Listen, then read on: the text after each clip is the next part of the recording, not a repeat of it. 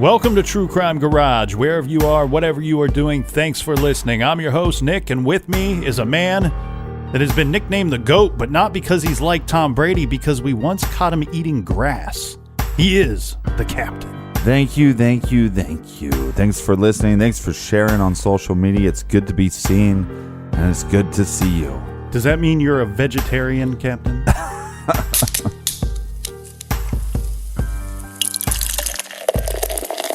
Nothing goes better with grass than a nice cold beer. In the garage, we are drinking Fuzzy Baby Ducks IPA by New England Brewing Company, garage grade, 4.5 bottle caps out of 5. What a fantastic Citra single hop IPA, one of Connecticut's finest beers from one of their finest breweries. Fuzzy Ducks was brought to us by some of our warm and fuzzy friends. First, we have Lisa, all the way from Bergen, Norway. Next, we have Jen and Sydney from Cincinnati, Ohio, who recommend Rheingeist Truth. Well, we have recommended Rheingeist Truth. We actually have some Rheingeist Truth in the refrigerator right now. And we've recommended Rheingeist Fiction as well on True Crime Garage. So thanks to Jen and Sydney down in the Natty. And a big thank you to Penny Lynn up in Saskatchewan. In parts unknown, we have Andrew, who says, I love listening in my car, but the other day it was my turn to drive to lunch and my coworkers hopped in my car just in time to hear about a strangulation. So that happened. Andrew also says he loves the tunes on the show. Next, we go all the way to Taiwan. I think this is a True Crime Garage first here, Captain. We have Yan in Taipei City, Taiwan. Yan says, drink some more beer and keep up the great work. We also have Rebecca from Baltimore, Maryland. And finally, we have Marissa from Berwyn, Illinois. Yes, Marissa says, try some Spotted Cow from Wisconsin. It's the official beer of the Green Bay Packers. Yeah, done and done. I actually have a friend, his wife is from up there. Okay. So she brings home Spotted Cow a couple times a year. So I've had it multiple times. Why has it not made it to the garage fridge? I don't know. Ask Justin. You just ask Justin. Okay, well, we'll check in with Justin. So thank you to everybody for buying the beer for this week's show. And if you want to buy us around for next week's show, go to truecrimegarage.com and click on the donate button. And like always, follow us on social media, Facebook, Twitter, Instagram, Snapchat. I've been kind of lazy about the Snapchat. I was doing the Brian Wilson Snapchats in the morning. But if you want any information on what Nick is drinking, he is on Untappd. Yes, it's like Facebook for drunks. And like always, big kiss, big like your gym for all the support that we get. All right, everybody, gather around, grab a chair, grab a beer, and let's talk some true crime.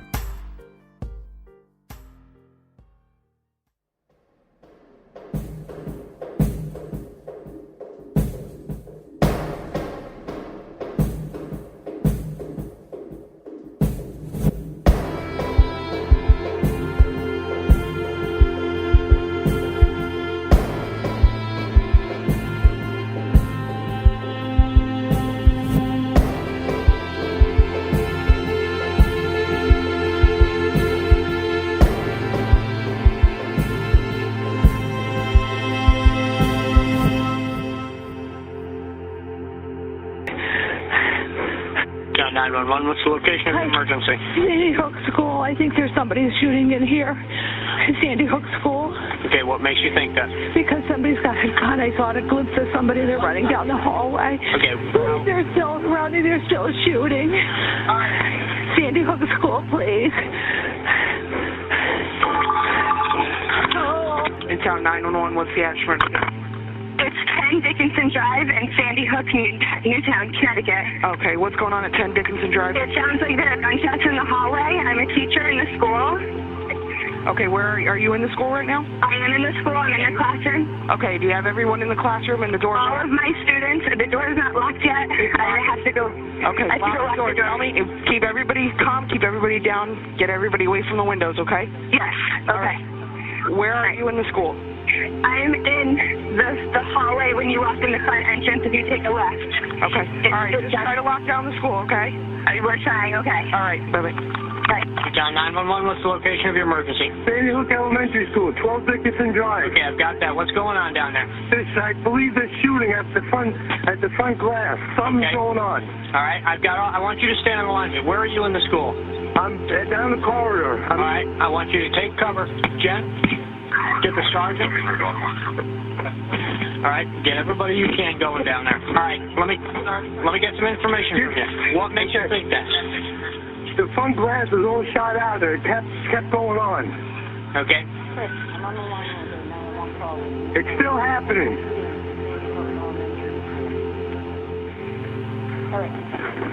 All right, what about the students in the front of the building? Dude, everything's locked up as far as I know. I'm not in the front. All right, you're in lockdown? Yeah, they're in lockdown. Did you see anything out the window? No, it's still going on. I can't get over there. Okay, I don't want you to go over there. I want to know what's happening with the students, though, along the front corridors. This is in the front parking lot? Yes. I'm not in the front. I'm actually down the other part, but I'm close. Okay. Do you see anything or hear anything more? I keep hearing shooting. I keep hearing popping. Guys, shooting at the Sandy Hook Elementary School in Newtown. That's what 911 ringing off the hook for. Ongoing active shooting. All right, Jen, let's get one caller. I'll take my caller. All right, now who am I talking with right now? It goes to the rest. Pardon me? What's your name? Rick Storm. Rick Storm, all right. Rick, what is your position with the school? I'm acting head custodian today. Newtown, what's the address of the school? 12 Dickinson Drive. Okay. Something's happening. Okay. Jen, hang up. I need you to get off that phone. All right, Rick.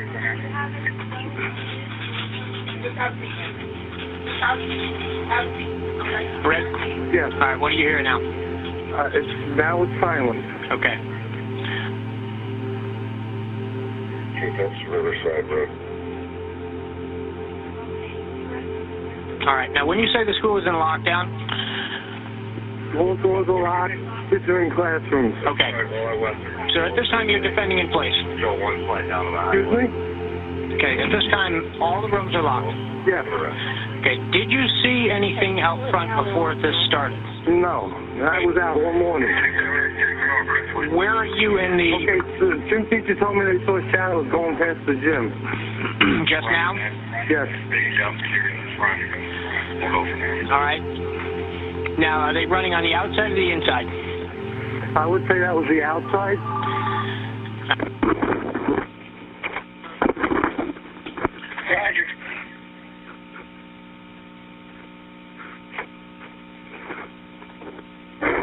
There's still shooting going on, please. All right, what about injuries at this time?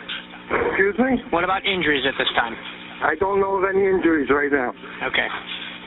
Yeah, we got them. They're coming at me down Grand Point.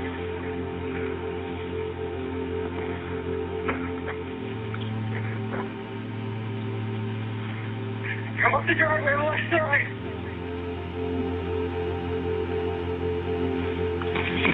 Jen, I need you to call the state police. Just... It's still going on. Newtown 911, what's the emergency? This is the state police. I got a Sandy Hook School, victim from the shooter here. Yep. She's been shot once in the foot. She's been shot once in the foot? She's in My sister playground shot one number... Okay, all right. Room number 1. Room number 1? Yep. One shot in room 1. How close are you guys to arriving on scene? What? How close are you guys? Female shot in the foot. You got a female party shot in the foot. Yep, she's in. By ambulance. Right by the playground, room number 1. Oh, I know that. Okay. Where are you? Are you okay right now? Yeah. Okay. Where's room 1 in the school? Facing the playground. Where are you? Facing the playground. On the playground? Facing towards the playground. Okay. Are you safe right now? I think so. My classroom door is not locked. Okay. Is there anybody that can lock the classroom door without being safe? No. Safe to do so. Okay. All right. Just try to stay where you are. Okay. Is there any way? Yes. There's children in this room too. Okay. Try to apply pressure. Okay. Yeah. Okay. We have people coming. Okay. All right. Is there any other teacher with you in there, or is just students? No, there's 2 other adults in the room with you. Okay. All right. Are they right next to you? Where are they in the room? No, they're over on the other side of the bookshelf. Okay. All right. Are you okay right now? For now, hopefully. Okay. All right. Just keep an eye on it. Try to keep pressure on it. Okay. We have people heading out there. Okay. Bye-bye.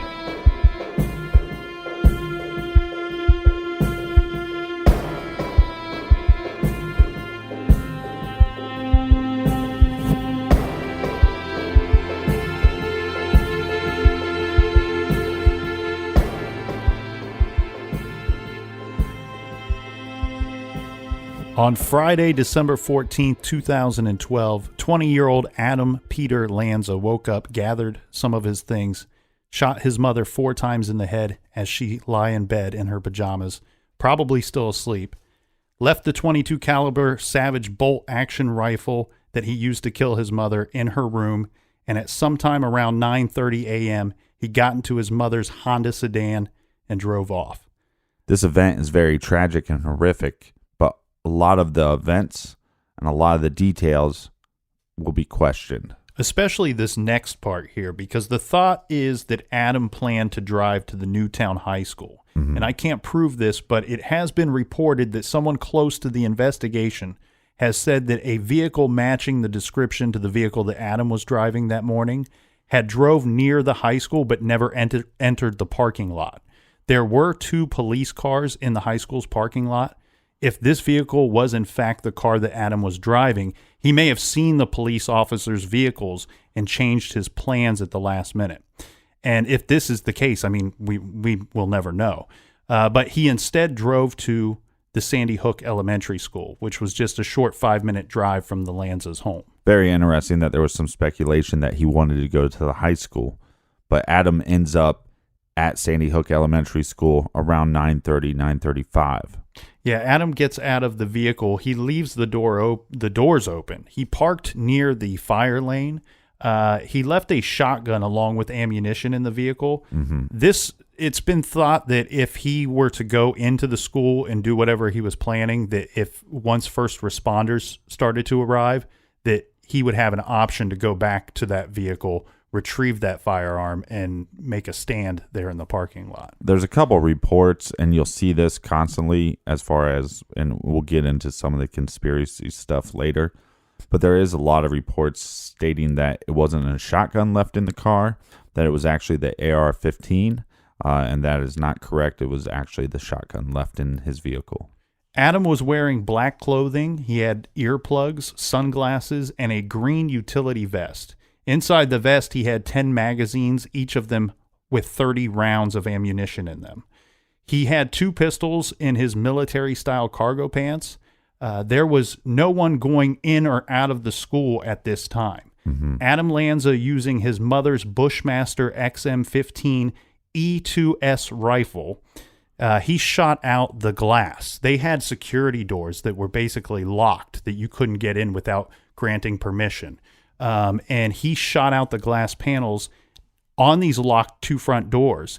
In a single second, he fired 6 shells into the glass, this creating a hole large enough for him to walk through. Anybody that has kids, nephews, nieces, anybody knows that when you go to these schools now, almost every school that I've been to, they have to actually buzz you in.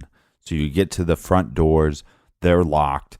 They buzz you in, you're on camera, you have to identify who you are. And this is definitely a step in the right direction from when we were in school. I mean, these are setting in place certain precautions so that the bad elements don't make it in to the school. Near the front entrance, several of the faculty members were engaged into a meeting. Yeah, and Adam actually briefly stopped there for a minute. And this is where the staff now knows that the pops that they had just heard were actually gunshots, because they can see the man and they can see the firearms. In this commotion, someone accidentally tripped the switch to the PA or the intercom system. This is now projecting the noises and the voices that would be heard from this room in this area to the rest of the school. By this time, 911 calls are starting to be placed. Well, and maybe it's not an accident. Maybe this is a way to let everybody else in the school know what is going on.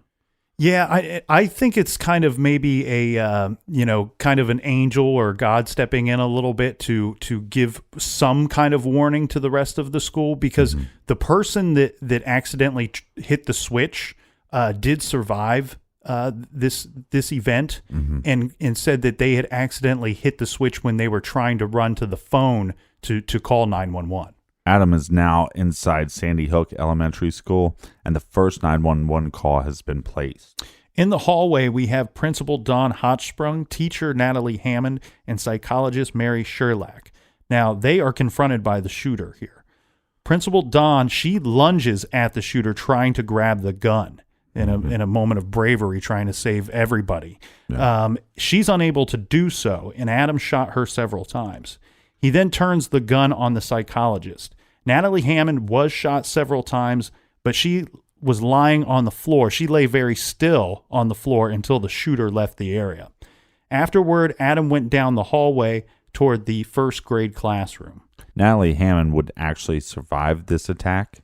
Yeah, but the principal, Hochsprung, and psychologist Sherlach did not.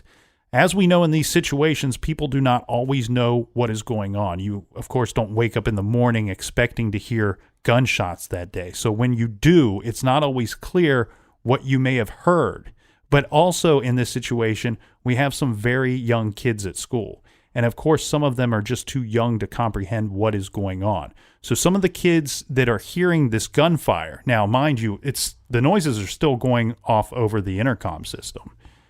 Some of these kids are saying things like they think maybe the army is at the school, or that there's an animal loose in the school. It's an unbelievably sad situation, as this whole situation is, but please keep in mind, there is only one monster here. There is only one unbelievably horrible person here. There are many, many honorable, brave heroes in this story. We have teachers, administrators, and faculty members that are doing everything that they can to try to save children's lives or save the lives of their coworkers. There are teachers who are hiding children, retreating to other spaces with kids. We have the principal who attempted to disarm the shooter. There's the custodian, Rick Thorne, who ran down the halls warning everyone that there's a shooter in the building. He was locking doors and telling teachers and children to get down and hide. Teacher Victoria Soto barricaded kids in a closet and told many of them to hide under desk. Well, you can hear on the 911 tapes when the janitor is calling, there's gunshots happening in the background. Again, this is, not to bring up the conspiracy thing too much, because we will talk more about it later, but a lot of people believe that on those 911 calls that those gunshots are fake. Well, those gunshots are not fake, people. And that guy was running and trying to communicate with the 911 dispatcher as shots are being fired, as he's moving around the building. And that is called bravery, and that's something we should commend him for. Not only did teacher Victoria Soto barricade kids in a closet and telling other children to get under desk, but she ultimately ended up putting herself between the shooter and the kids. And he fatally shot her for doing so. When all the teachers were trying to keep the students calm, which is a lot more difficult when you have younger students not knowing what is going on. Yeah, and some of the teachers did this by praying with them or praying for them out loud, by telling them nice and soothing words and phrases. Some of them even telling the children that they are loved and that the teachers love them. So we see the situation trying to keep everybody calm, but quiet as well, and tucked away in these concealed areas to try to not be seen by this maniac that's in the school. Just after 9:40 a.m., police hear the final shot that is fired. Adam, using the Glock pistol that he had concealed in his large cargo pants, put the gun up to the lower rear portion of his skull, and he fired the final bullet, killing himself. The police and other law enforcement were already outside. It only took them 5 minutes to respond to the 911 calls. And when the police arrived, they had actually heard several shots before that final shot. Now, this is one thing that has caused some confusion over the years and some speculation that need not be. When they first arrived, they thought that shots were coming from outside. It was later determined that may have been the case because some of the vehicles in the parking lot were hit with bullets. This would be because Adam was trying to shoot teachers who were actually running near windows. So the bullets are traveling through the school windows and hitting vehicles in the parking lot. And during all this chaos and confusion, Nancy Lanza actually receives a text message from one of her friends saying that there is something going on at Sandy Hook Elementary School. At 2:11 p.m. that afternoon, CNN reports the shooting suspect is named Ryan Lanza, and he is in his 20s. About 10 minutes later, Fox News reports the same, and a few minutes after that, MSNBC follows with the same information. Now, police had found an ID card for Ryan Lanza in Adam Lanza's clothing. Mm-hmm. Ryan Lanza was at work when he first heard about the shooting on the news. Just so anybody is confused, Ryan Lanza is the older brother of Adam. Yeah, he's about 4 years older than Adam. And he is still at work when he first hears that he is the suspected shooter in this event. Mm-hmm. After hearing this news, of course, he immediately leaves work without giving any explanation as to why. Ryan quickly, and I won't say exactly what he had said, but he basically posted on Facebook that he didn't do it. This is as he's leaving, just after he's left work. Now, through text and Facebook messages, he is communicating with his friends. Some of his friends are asking if he is okay. Others want to know how the news could jump to such a conclusion with no evidence, because, they're in contact with this person. Essentially, there is evidence. Because law enforcement, you have this kid which shot himself. He's dead. And you can't probably positively ID him right away. And then you have an ID on this individual that states who he is. Mm-hmm. But that's not being reported in the news. It's just being reported that Ryan Lanza is the... they're not reporting that they found an ID of anybody. Well, and I don't think they're even reporting that the shooter is dead. No, they are all over the map with what they're reporting at this time. Well, but that's the problem with news in general. We have this mentality now to be first. Who gives a shit about being right? We can apologize later. Let's be first, and that's definitely not the way to cover any story, especially one as tragic as this one. So after Ryan has had some time to think about what's going on and try to process the information, whether it be good, bad, or indifferent, that he has received, he sends a private Facebook message to a friend, a very close friend, and he says, the shooter could have had my ID. And then a few minutes later, Ryan sent another message to the same friend saying, it was my brother. Oh my God, I think my mother is dead. Yeah. There's probably a lot of thoughts going through Ryan's head at this moment. Oh my God, what did my brother do? Is my family all right? He was estranged from his brother. He cut ties of communication. But this is some heavy stuff, and we'll get back to it right after this quick beer break. And we are back. Thanks for everybody for sticking with us. We understand that this is very tough information, especially with the age of the victims. Yeah, and there are more details about the actual attack that we obviously didn't cover in that first half, and we're not going to cover them in the second half as well because of the age of the victims. I feel like we have covered it pretty appropriately given the circumstance. Yeah, I think a lot of the point of covering some of this stuff is to bring awareness and kind of understand what the psyche of this individual was, where this person was at. Is there any possible way that we could have prevented this? And none of those details really help us with that. And you're exactly right. What we wanted to do here was really talk about what was going on with the attacker, with the shooter, with Adam beforehand, so that we can, because there is that question of why when these things happen. And it's never really fully answered, but we wanted to provide some information that you may not have heard before, and information that is not so readily available as well, to give us some insights as to what was going on leading up to this horrible event. And where we're at currently and covering this case, we have the news releasing some very bad information, again, like I said, trying to be first and not trying to be correct. You're exactly right. The information that was coming out is not giving good information as to what actually took place in Newtown. And now we get this information that the shooter's name was Ryan Lanza, who is 24 years old. He's at work when this situation took place. He's nowhere near the town of Newtown. And he's hearing this information. He's leaving work. And it has dawned on him. It's not been presented to him or confirmed yet, but now he's getting the feeling that his brother was responsible for this and that his mother has probably been killed before this event took place. The news that would continue to come out that day, it's well, let's not call it news. Let's call it misinformation. Yeah, because it's bad information. Some of the other news is that stating that the shooter, they're still calling him Ryan at this point, that the shooter's mother was a teacher at Sandy Hook and that he had killed her and that Ryan's brother was found dead in Hoboken, New Jersey. They are now reporting that the suspected shooter's Ryan Lanza is 24 years old.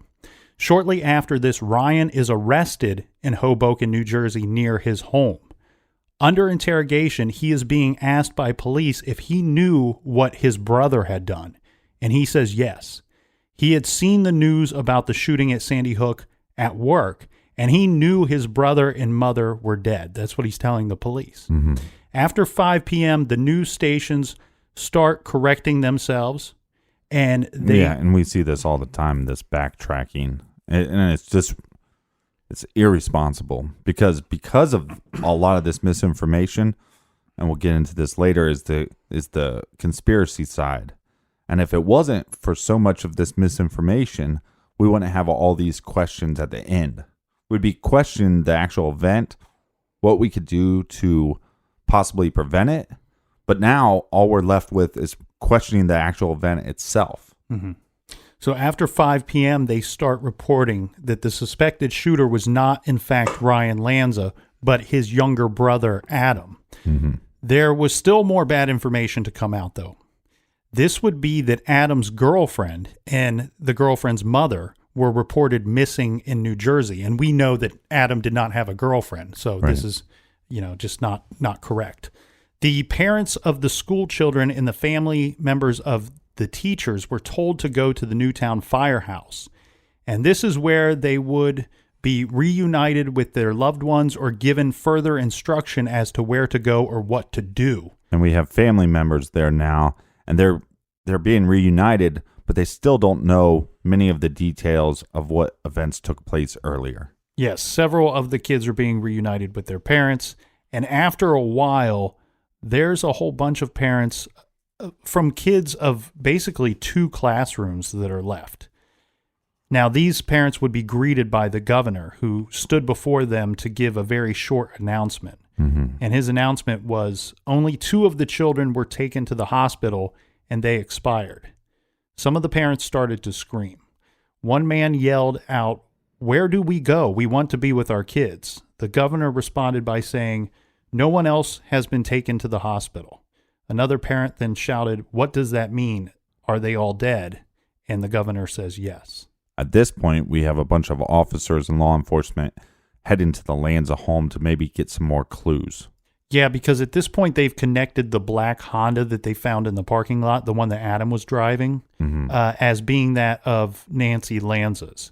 The officers were actually expecting a potential gunfight when arriving. They didn't really know what they were walking into or had any expectation of what they might see or encounter. They entered the home without any trouble, though. They begin to swarm the house, moving methodically from room to room. The first thing that they notice is the house is extremely clean and well organized. They go down to the basement, and the basement's extremely dark. They do see the military posters covering the walls, and covering the windows are those black trash bags fixed to the walls with duct tape. Upstairs, they find journals of Adam's and drawings that he has made. In a closet of one of the rooms, they find neatly arranged hangers. There's 5 hangers with tan-colored shirts and 5 with matching khaki pants. Right. We kind of talked about that before. Possibly that Adam wore a uniform. Yeah, like a self created uniform. Right. They find computers. Now, on these computers, all of these computers, the hard drives have been destroyed, and the internal disk have been scratched. These rooms had the windows covered as well with the trash bags. In the master bedroom, they find the body of Nancy Lanza. She's lying on her back, still in her pajamas. The .22 caliber gun that was used to kill her was lying at the foot of her bed. They would also find quite a bit of firearms in the house, as well as 1,600 rounds of ammunition. When law enforcement gets to the gun locker or the gun safe, there's no evidence that it was tampered with or broken into. They also find a photograph of Adam holding a gun to his head. They find 3 photos of dead bodies with heads that are covered in plastic, and their bodies are covered in blood. They found a military uniform and Adam's first grade report card from Sandy Hook Elementary School. They also find a holiday card addressed to Adam from his mother, which contained a check. Now, the card specified that the money was for a C-183, which I don't know exactly what that is, but what police say or police believe is that the money was for a handgun. I think a lot of times when we have these tragic events, we're looking for the reason why, right? Mm-hmm. And we're also looking, how can we prevent this? And there's some signs. I mean, we've talked about that in the last episode, but whether or not his mother found these pictures of these dead individuals, but we know that she found pictures of drawings that he's done. There's some disturbing stuff. I understand that at some point he was seeing a therapist. He should have been seeing a therapist the whole time. Forever, like multiple visits every week for a long, long period of time. Yeah, there's some obvious signs here to us. There are some things here pointed out as well that show that Adam didn't just snap. He didn't just snap and get in a car with a single firearm and go into the school and shoot the place up. No, he what we're seeing here is he took the time to try to destroy these computers. Mm-hmm. He also arrived on the scene with earplugs to muffle the sounds of the gunshots, with multiple firearms. Well, even if you go back further, I mean, this is kind of like, to me, the best analogy I could use would be like a hurricane, right? It starts out in the ocean really small, and this started back when he's in middle school, and the storm just kept growing and growing and growing until it just came to a peak, but it also peaked at the same time that it hit land. And I feel that's kind of what it was. Not only did he plan these events, maybe days beforehand, this was a perfect storm leading up to this whole event. The other day, I was discussing this case with a friend of mine, and I was going over some of the things that were found in the home beforehand and after the fact. And one of the things that that person found interesting was the 1,600 rounds of ammunition. I mean, that number sounds very big, and to see it on paper, it looks very big. Keep in mind, we know that he had at least 300 rounds of ammunition on his person because he had those 10 magazines, each carrying 30 rounds in them. That doesn't even include the other firearms that were present at the scene. So that it sounds like a lot of ammunition, right? And that was what really stood out and appalled this person that I was talking with. I did bring up to them, though, it's all kind of somewhat relative. Right. There's one gun that I own, and it has a very specific form of bullet that it fires. And they're called BBs. They're actually very, very common. It's a very common caliber, and they're very cheap as well. So last time I went to buy ammunition, they were having a sale. And everything was like 50% off or 60% off, something like that.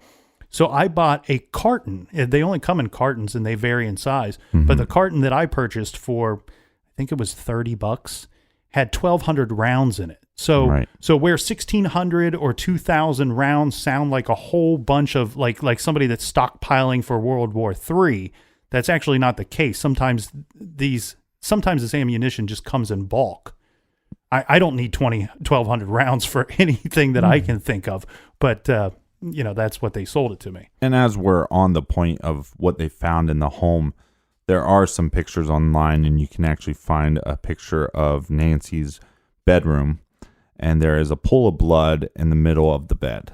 And a lot of people, a point of controversy is that if she was shot at such close range and with as high power of a rifle that he used, that there would be more blood splatter on the wall. Right. Now, the pictures I've seen are so kind of far away from the bed, maybe feet away from the bed where they took it, that you can't really see any blood splatter on the wall. Again, I mean, I am not a forensic expert, so I don't know how it would actually react. Or was this picture taken after they collected evidence and then maybe washed the walls? I'm not for sure. But there is a large puddle of blood in the middle of her bed. And then we even talked yesterday, well, where was she laying? Was there a bunch of pillows around her? I mean, who knows? I mean, and would that kind of block some of this splatter?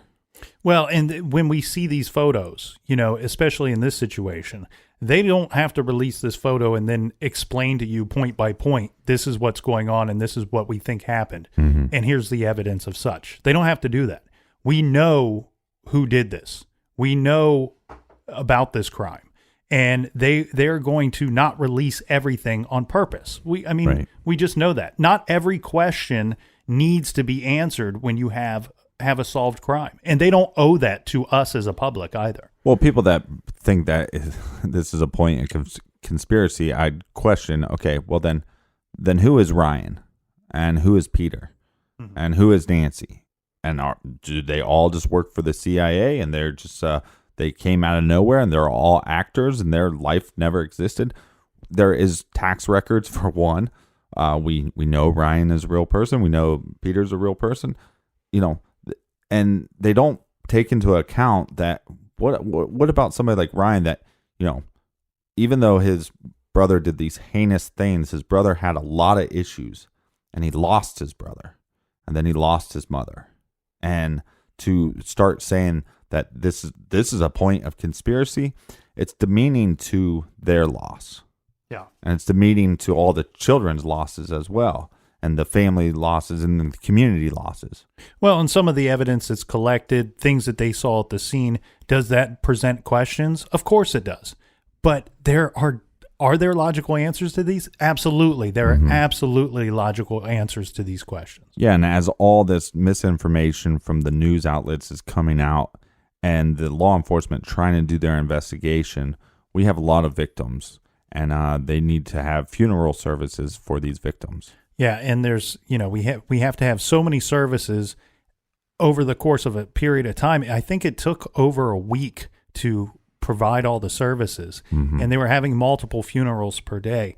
One thing that was created out of this, amongst others, but there was a thing called the Chase Foundation. Now, this was in remembrance of Chase Kowalski. He was one of the children victims that day. He was 7 years old. Chase's mother believes, now this is something that she had communicated to loved ones at Chase's service. She believes that she had actually seen Chase after death, that he had came to her in a vision, and he had appeared to her to provide strength and comfort and wishing she would move forward with charitable work. Chase came to his mother so she could explain to her husband the scope of this thing, that this thing is so large that there are so many people around the country and the world that are victims, the families and their community, that they were going to be touching. They were going to be changing lives with this foundation. The Kowalskis started the Chase Foundation, which is a not-for-profit scholarship organization started in Chase's honor.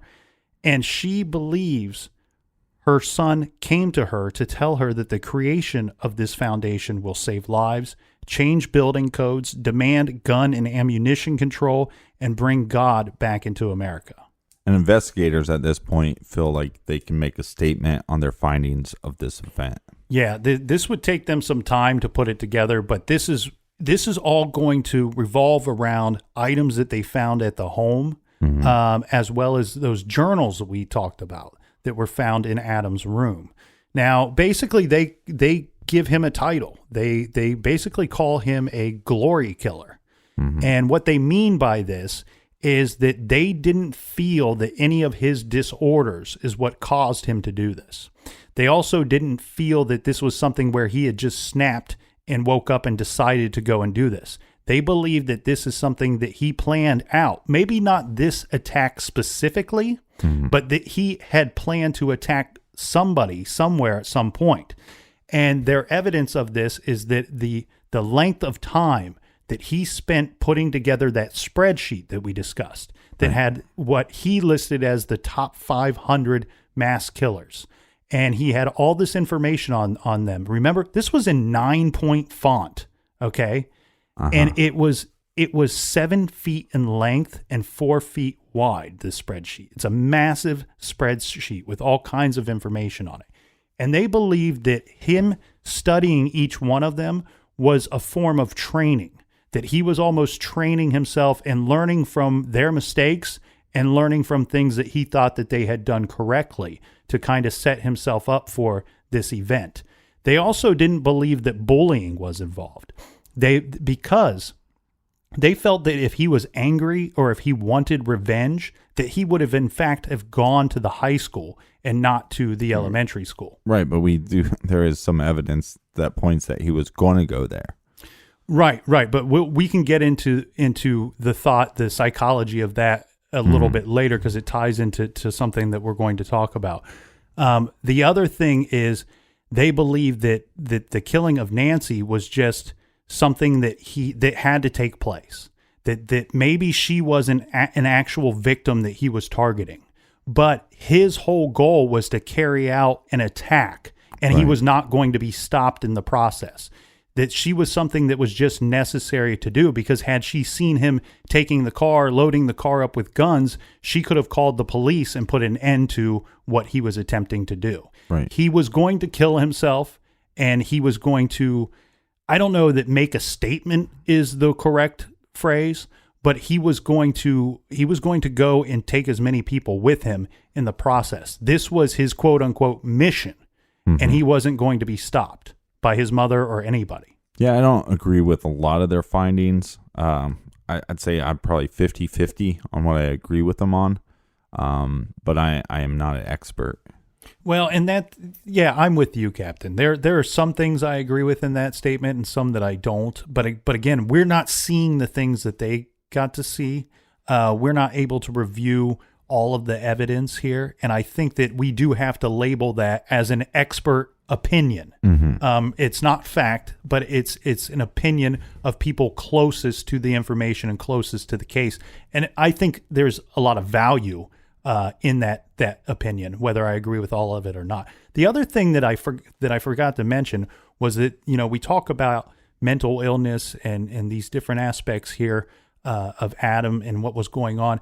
They also believed that they didn't want to title him a psychopath because their beliefs are that a psychopath would carry out a crime like this, but want recognition. Right. That would want to see what he had done and want to read about in the paper, see it on the news, and not killing himself is not really getting the credit. And on top of that, he's trying to hide a lot of the things that were going on with him beforehand. Well, I actually don't buy that at all. Just knowing the amount of research that he's done on these mass murders, knowing that the attacker normally doesn't make it out alive. So you could still be a psychopath knowing that, I'm either going to commit suicide or they will take me down, but this will be recognized. And so you don't need to see, and then also just knowing, why did he kill so many and then take his life? I think he knew he had a number that he was trying to hit.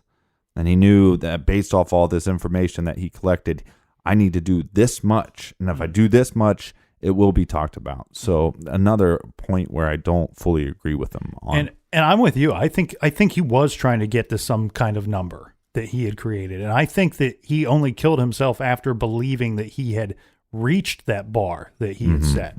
Now, we talked about that video game that he was playing, Combat Arms, where you actually got a kill credit for killing yourself in a mission or in that gameplay. I've never played the game, but that's how it was explained to me. Right. One wonders had, once he reached whatever number that he had set or believed that he had done so, that either he wasn't brave enough to take on the police and or killing himself up that number by one. Well, and killing his mother does the same thing. Yeah. So it's like, it's well, that's just a bad term. I was going to say kill two birds with one stone, but basically that's what it was. I mean, you need to kill your mother, therefore she can't stop you. And by the way, she adds to the kill count on the Wikipedia page. Do we want to address any of the hoax theories, conspiracy theories that have come up regarding this case? Because here's the problem, Captain. Well, when we started looking into this case, if you just Google search Sandy Hook or Newtown, unfortunately, almost all of the information that comes up early in those searches is hoax or conspiracy. Yeah. There's actually, you have to sift through a lot of that before you can find any real information other than, the Wikipedia pages.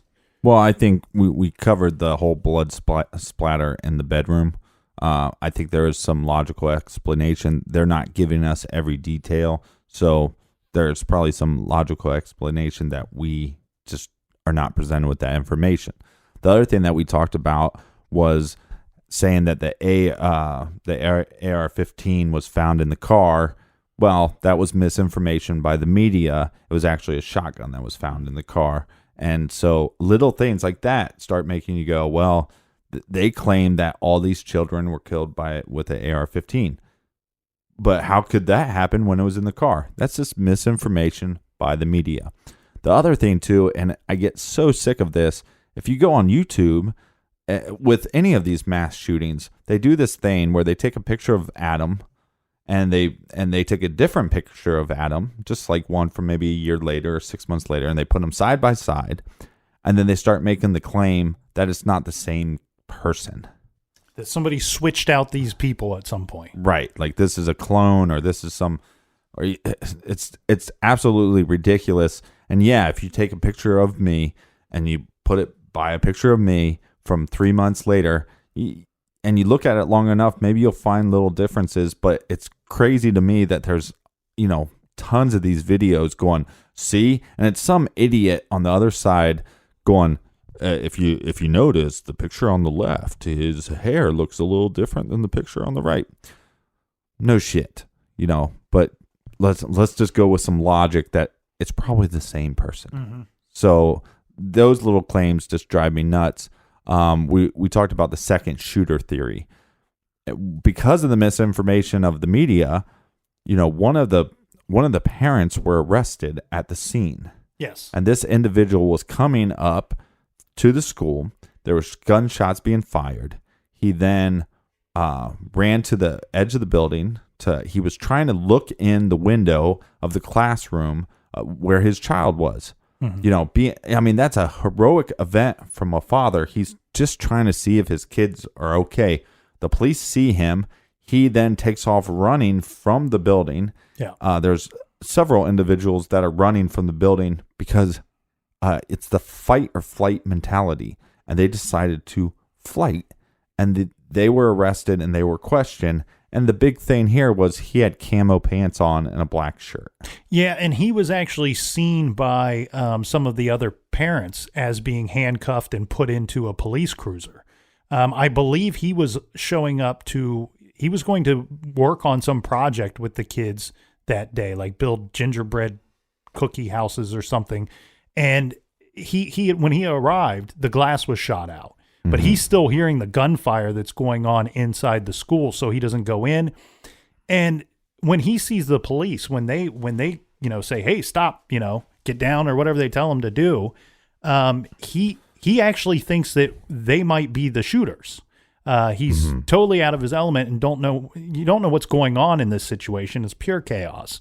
Right. And he thinks that maybe the police are the shooters. He hightails it to the woods, and as you said, he was arrested. And when people say, well, that's crazy that he would have thought that the police officers No, it's were not. the shooters, it's not crazy because when you watch video footage of Columbine or even some of the stuff that Adam was wearing, it's very militant. And so, therefore, that's not crazy. So that's, again, misinformation from the media. And then, so, therefore, it's a conspiracy or it's a hoax. The whole idea that this is a hoax, so you're going to have to invent 27 people. You just have to, out of thin air, invent 27 people that never existed. The idea that it's a hoax, that it just never happened, it was a drill, is, frankly, one of the stupidest things I've ever heard. Now, with that being said, when people say, well, was it a conspiracy? When you start thinking of the idea of, let's say Adam went in to this tragic event happen, did politicians, did the media spin it for agenda? Definitely, but did they create fictitious characters to spin their agenda? I don't believe so. I think there was so much misinformation that it just lead to this complete chaos as far as a media storm. Well, and if you're trying to control guns, those laws didn't pass. So, if they wanted to if they, being the government, wanted to absolutely do something, they would just do it. Right. They wouldn't cause this horrible event. Now, I do want to go back on something real quick before we go forward. Talking about, is it crazy to think that the police are the shooters? Well, he's not identifying them as police officers, obviously. Right. And here's the thing. When you're in this situation, do you have time to sit there and analyze the person you seeing as being the potential gunman or just somebody else? No, you run, you get out of there. And this can be explained as easy as this. One of the calls that the dispatchers were sending out to the police officers arriving on the scene, they're reminding all police officers that the gunman has not been identified yet. They don't know if it's one shooter or multiple shooters. Right. So if you are you are off duty and in plain clothes and civilian gear, that when you arrive at the school, you must be wearing your riot gear. Put on that riot gear, because that will be the only thing that the cops will have time to identify you as being a police officer rather than being just some man with a gun. And so it's an extremely logical situation to understand that this poor man whose daughter is in the building hears gunfire, that he would think that a police officer from a distance might be the shooter. Yeah, and I think, so there's 2 points there as far as conspiracy goes that you talked about. One, the 911 tapes. So the 911 tapes, there's a lot of dispatchers that did say there's possibly, more than one shooter. Right. We know with Columbine that they didn't go into the building, they didn't go into the high school for a while, because the reports from the people inside the building, the students inside the building, saying that there was 8 shooters. Right. Did 6 of the shooters just disappear after they entered? No. It was just misinformation. It was just eyewitness account that was not correct. And in a state of chaos, you're going to get some misinformation. So that's one thing about the 911 tapes, right? It's common that when there is a shooting that they think, well, maybe it's one person, maybe it's more. And especially if you're using an assault rifle, I bet there was plenty of people thought that just the amount of shooting taking place possibly couldn't be done by one individual. Well, and the echoing effect that would take place. Okay. And to add to that chaos, not only are you hearing these noises coming from the actual gun, but you're hearing them then repeated over the intercom system. Now, with the Freedom of Information Act, a lot of people give it a bunch of shit. If you listen to our trailer, I think 7 911 calls. There was more 911 calls released. A lot of them didn't have any informational value. There are some of the 911 calls that were not released. And what the police department basically stated, and they stated it multiple times, was there's some things on these tapes that don't help you understand the case anymore. Right. You do not need to hear 911 tapes with children crying and children taking their last breath and stuff like that. And as a true crime fan, as much as I want to hear that information, by holding that information back, you are protecting the family. You are protecting the victim's loved ones. You're protecting that community, which they should. And if you're sitting behind a computer screen and you're hunting for this information and you're upset or angry that you cannot find it, or you think that you deserve to be able to review that information, well, just instead, why don't you count your blessings and be thankful that you've never been in a situation like these victims or the victims' families have been in? No, I totally agree, but I totally understand why people want to have that information so they can put together more of the pieces of the puzzle. The other thing too is Ben Wheeler was one of the victims. I believe he was 6 years old. His father and mother were both actors. Now, by them being actors, everybody, when they were giving their press conferences and stuff like that, they start Googling his parents and then realize, well, they were actors.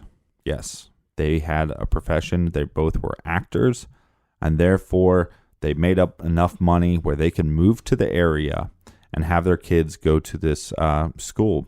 And by all accounts, Sandy Hook was a school that people wanted to send their kids to.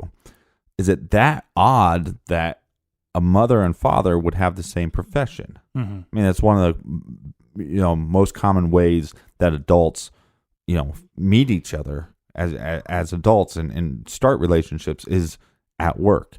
So the other problem with Ben Wheeler's father is he looks a lot like an FBI agent.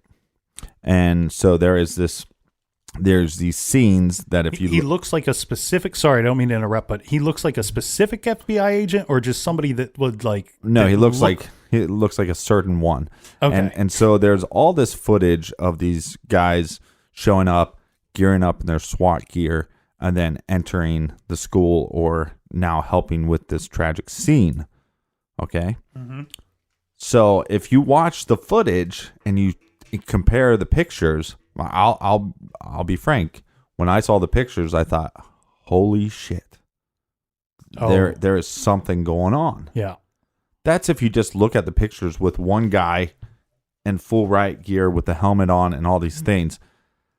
If you see pictures of Ben's father, hours afterwards, if you can find those pictures, he is going bald, but has some hair. If you watch the footage of the officer, I believe he's an FBI agent that's gearing up in full SWAT gear, you can see footage of him getting out of his car and starting to put on his gear. Shaved head, bald. They've identified what the FBI agent's name was. And then again, if you compare the two pictures with the guy in his full gear, you're like, that seems very fishy. Once you see the guy getting dressed and putting all his stuff on, you go, that's not the same guy. Unless this guy that's going bald can somehow grow a bunch of hair within hours. Yeah. So it doesn't make a lot of sense. But I will admit that when I first saw it, I thought, well, there's something here. If you can grow hair in a matter of hours and replace all that hair falling off your head, you'd make it be a millionaire, right? A billionaire. That you would have something there, right? Another thing that comes off as odd, and I didn't have a logical explanation of this.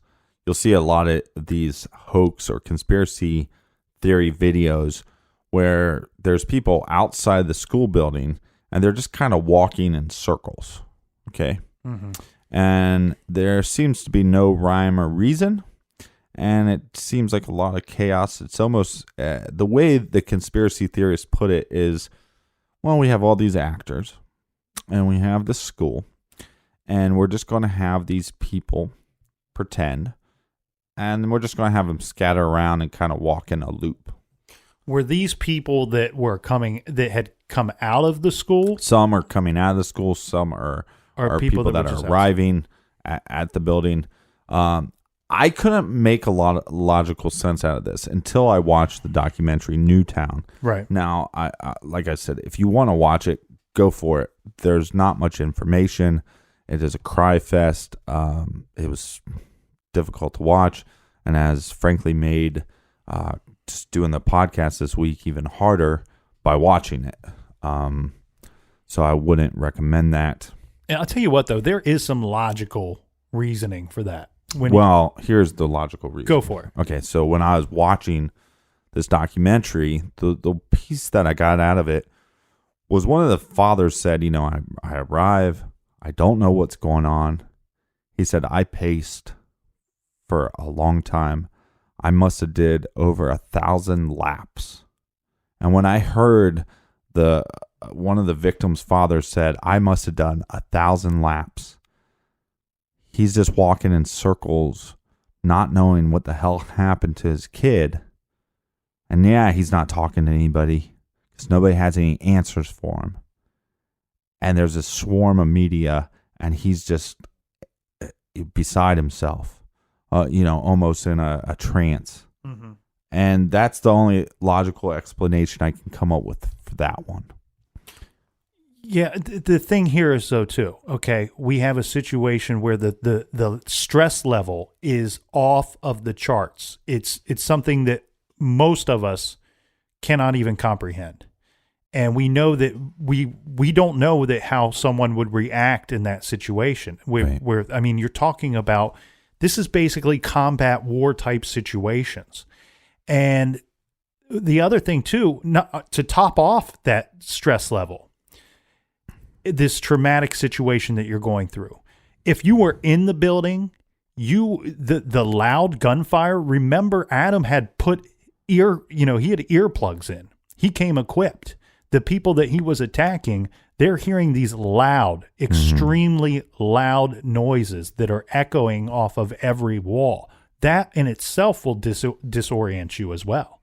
Another thing that conspiracy theorists bring up is there's a lot of vehicles outside of the school that are black or silver. And there's a lot of vehicles that are involved in this case that are Honda vehicles. Right. Adam's mother's vehicle was a Honda. One of the teacher's cars that was shot up was a Honda. What is the logical explanation? Were there a bunch of people that worked for the first of all, there are other units that sent people. Right. So you'll get a lot of government workers will have black or gray cars. The fact that there was a couple Hondas involved, black or silver cars. It just it doesn't matter to me. I think it's somebody grasping at straws. It's absolutely silly because what are we reminded of when we watch TV? Anybody that's seen a Honda commercial, we're reminded time and time again how they are one of the number one selling brands, especially a Honda Civic or a Honda Accord. They've been number one selling cars time and time again. So it's a very popular car, first of all. And then second of all, it doesn't take much research, Einstein, to figure out that black and silver are usually the most popular colors of vehicles that are purchased as well. So you're exactly right. This is somebody just grasping at anything. The other thing that is absolutely silly that I saw time and time again on the internet as far as hoaxes go or conspiracy theories was there's still this argument that we are being lied to and that Nancy was, in fact, actually a teacher at the school or that she was some form of volunteer at the school. Right. And why they keep going back to that, I cannot figure the value in it if she was a teacher or if she was a volunteer or if she had nothing to do with the school at all. It doesn't really affect what happened. This event still happened. She's dead, and we have all these other victims. It doesn't matter what her employment status was. And second of all, no kidding that conspiracy theory came out because we reported all the misinformation that came out early on in this case. I mean, they didn't even have the suspect's name right. They didn't have the suspect's name right. They created some fictitious girlfriend, and her mother was missing from New Jersey.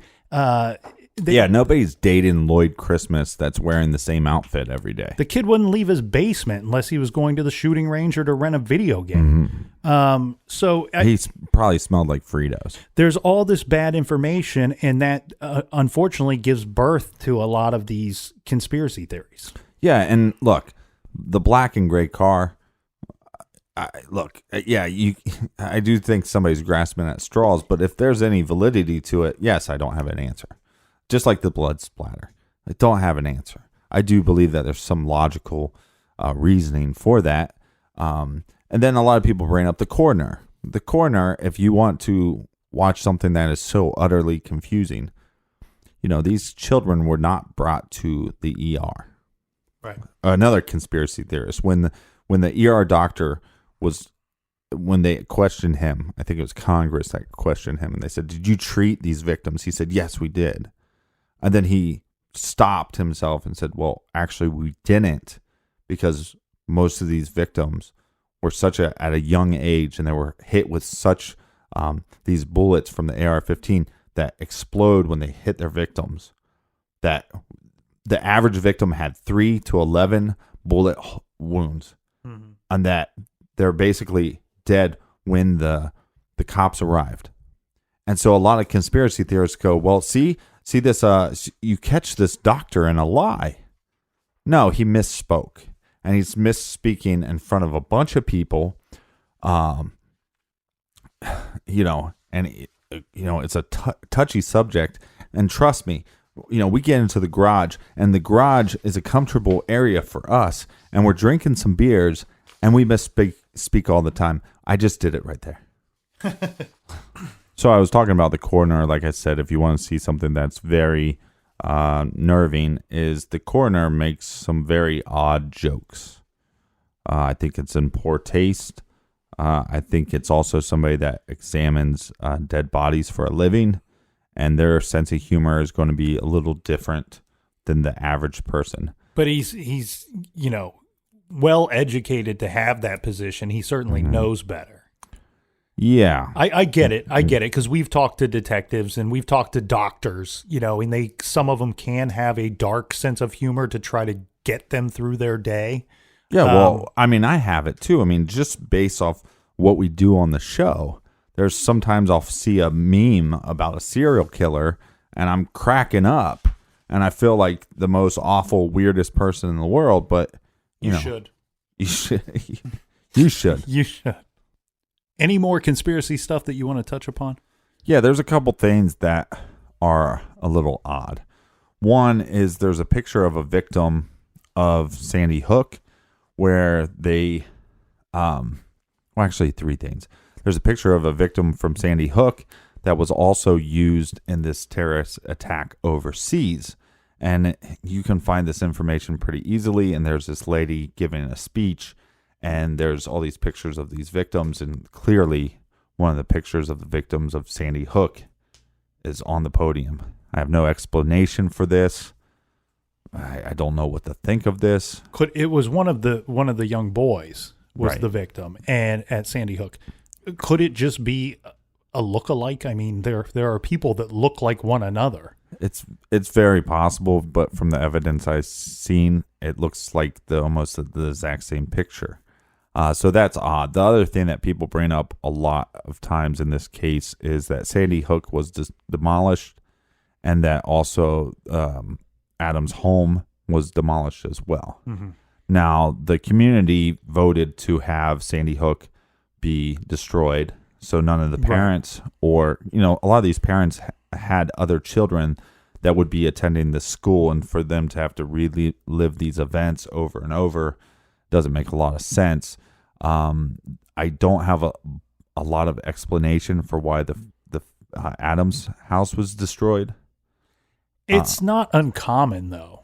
When we've seen this with Ed Gein's house. Yeah, and countless other homes. There's been crimes in Cleveland and in Columbus and in Cincinnati that they've destroyed the homes where horrible events have taken place or where the perpetrator of such had lived. Mm-hmm. And so it's not an uncommon thing to destroy homes. And absolutely, in my opinion, the school needed to be taken down. Right. Conspiracy theorists and hoax theorists will say that this was a way for people to cover up evidence. Yeah, to hide what really had happened. And now I misspoke because Ed Gein's house was destroyed by somebody. It wasn't destroyed by the community. But I think it's also a way with these mass murderers or people that have sick, twisted minds. Sometimes they turn these things into shrines. So again, it's odd. I think, spend some time diving into that. If that's your thing, I think you'll find some logical reason if you dive into those things. Well, and you have a grieving community, whether some of the people had children attending that school or not, you have a grieving community. And after that grieving process takes place, hopefully there's a healing process that takes place. And I don't believe you can heal until with some of those memories still around, with those buildings being around. I mean, sometimes we should just call me Captain Conspiracy, because I do dive into the conspiracy side of things multiple times. A lot of talk lately on social media when people knew we're doing this case was the actors that were paid to be witnesses. Now, if you look up this happened in Aurora, this happened with Sandy Hook, this has happened multiple times. Whether or not it's the, like CNN or Fox, there's been several media outlets that have been caught red-handed paying people to act as witnesses. Now, to me, this doesn't lead to the idea that it was a conspiracy or that it was a hoax. What to me this leads to is that news media has an agenda. Right. And so by we see this. I think the last one was CNN had the Trump rioters, and they figured out, well, it wasn't actual rioters. It was CNN's cameraman. Look, I understand that you have to create content, but the fact of the matter is this whole new way of doing news, being first. Who cares about being right and all? If we have to manipulate the news, if we have to pay or fake eyewitnesses, then at least we have a story, that we have content. Well, I just think that is utter bullshit, and I don't think it's responsible. And you know what? When news they do it because news has become so competitive. There's these 24-hour news networks. There's news everywhere. It's become so competitive.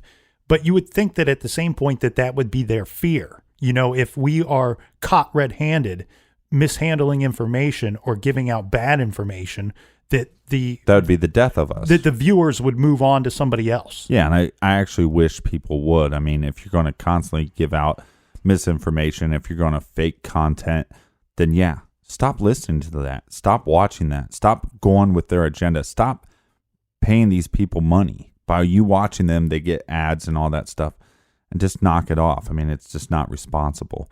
As far as I know, that Alex Jones has talked multiple times that he's going to dive back into this because of the misinformation and trying to get to the bottom of it. Again, look, I'm a fan of Alex Jones. I've watched several of his videos. I watched several of his videos on Sandy Hook. I don't think Alex Jones is a bad guy, but he has an agenda as well. I mean, and his audience is the conspiracy, the truth seeker audience. My hope is that he actually dives into it and looks at it on a realistic level and uncovers the actual truth. I think sometimes when people say, well, I'm a truth seeker. Well, I think you're more of a question seeker, and you're not trying to find the answer. I think a lot of people's attention spans are so small that they get to the point where they find the question and they don't dive in more to find the answer. All right. So it's like, oh, great. Well, we'll see this. This is kind of odd, don't you think? Okay, well, what's the answer? So, if you're going to be a truth seeker, be that and not a question seeker. All right, let's move on to something else because we do only have so much time, and there are some things that I want to get to here. One of them being this news article that came out shortly after the Sandy Hook tragedy, and it's titled Top 10 Myths About Mass Shootings. Now, we're not going to go through all 10 of them, but there are a few that I'd like to go through kind of quickly here. If anybody wants to read all 10 of them, a simple Google search, this will be the first thing that pops up. All right, so the first myth is that mass murderers kill indiscriminately. Well, that they snap and then kill indiscriminately. And the reality of that, according to this article, is that mass murderers typically plan their assaults for days, weeks, or months. They are deliberate in their preparing for their missions and determined to follow through no matter what. And this is one thing that I was talking about regarding the high school. And we had said that if he wanted revenge, that he would have gone to the high school. And I think that you could take this argument either way, according to this article here, right? The argument one way would be that going to the high school, even though he saw the police cars there, that he would have went in and attempted this attack anyway. The other argument that could be made is that they were simply an obstacle, that he was not going to be deterred from carrying out his mission, and therefore he went to plan B or went off on the fly and did something, went outside of his plan. All right. The next myth that we're going to talk about is that enhanced background checks will keep dangerous weapons out of the hands of these madmen. And the reality is most mass murderers do not have a criminal record or have a history of psychiatric hospitalization. And the other myth is that restoring federal ban on assault weapons will prevent these horrible crimes. The reality is the overwhelming majority of mass murderers use firearms that would not be restricted by an assault weapons ban. In fact, semi-automatic handguns are far more prevalent in mass shootings. Of course, limiting the size of ammunition clips would at least force a gunman to pause and reload or switch weapons. And I think we all can agree that if you got rid of, all arms altogether, no guns, that these crimes wouldn't happen. Right. I mean, or they would be forced to find a different weapon, which would be less, violent of a situation, or possibly more violent. I mean, you'd think. Oh, sorry, I meant in a number of victims type situation. But right. But what I'm saying is that there would still be people that would want to get revenge on their high school or whatever. And if they didn't have any guns, then there's other means, explosives or whatever. And then the kill count actually could be way higher. And one thing I do want to point out that was very obvious when doing the research for this particular case, we talk about gun laws, all right, and bring those into question when these events take place. We got to be clear here, because laws are only good if they're followed. And in this particular situation, we had 2 gun laws that were broken by the shooter, by Adam Lanza. Now, had those gun laws been obeyed, then this probably would have never have happened. At the time in the state of Connecticut, and it may still hold true to this day, but at that time, to own a gun, to be a gun owner, you had to have been of the age of 21 or older. Right. Adam Lanza was 20 at the time of this crime. Right. And the other law is that there are not to be any firearms on school property, which he obviously broke as well. There has been a big argument as far as, there's so many people that came out and said in the beginning of this situation that, if Nancy Lanza would have just kept her guns locked up better, that this would have never have happened. There's plenty of evidence to prove to us that some of these guns were purchased for Adam's use. Right. And we talked about the gun locker or the gun safe having no signs of being broken into or being tampered with. He clearly had access to that gun safe. Yeah, I mean, I think there's tons of missteps. But I think going back through his history, I mean, what a tough spot for her to be in, trying to communicate with her son, trying to have her son have some kind of normal life. But because of those missteps, I think it created this giant tragedy. And the last myth that we will address is increasing security in schools and other places will deter mass murder. The reality, their answer that they give is most security measures will only serve as a minor inconvenience for those who are set on mass murder. If anything, excessive security in a fortress-like environment serve as a constant reminder of danger and vulnerability. And I got to say, Captain, I disagree with that last one. I didn't select ones from this article that I just were things and ideals that I wanted to put out there for things that I believe in. This last one I disagree with, because exactly in this exact situation with Sandy Hook, we saw some preventative measures put into place, right? We saw that they had the front doors were locked You couldn't get in without having permission or being granted permission. I do think that him having to shoot out that glass there, that did give some kind of warning to people inside as to what was going on. This was also a school that had practiced lockdown procedures before in the past, and a lot of the teachers went into lockdown mode during this attack. And I absolutely believe wholeheartedly that did save some lives. Now, I'm not saying that, it says something about fortress-like environment only serves as a constant reminder of danger and vulnerability. I don't think that our schools or our shopping malls or places of business should be fortress-like. That's a little bit above and beyond and ridiculous. But I do think that we live in a day and age where these certain safety procedures, lockdown procedures, and certain safety and security features should be used and utilized in these environments. Well, I have zero problem with our schools being fortresses because, look, if you can go to a place to get an education, you should feel safe.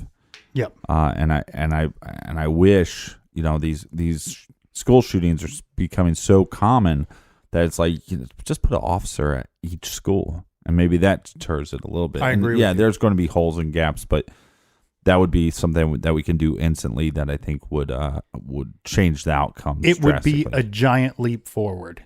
Yeah, and obviously, I just wish this event never took place. And it was probably the toughest case for us to cover as far as emotionally, and very tough to cover with the fact that most of the research that you find talks more about a hoax and more about a conspiracy than the actual events. And of course, our hearts and thoughts and prayers go out to anybody, anywhere affected by this horrible tragedy.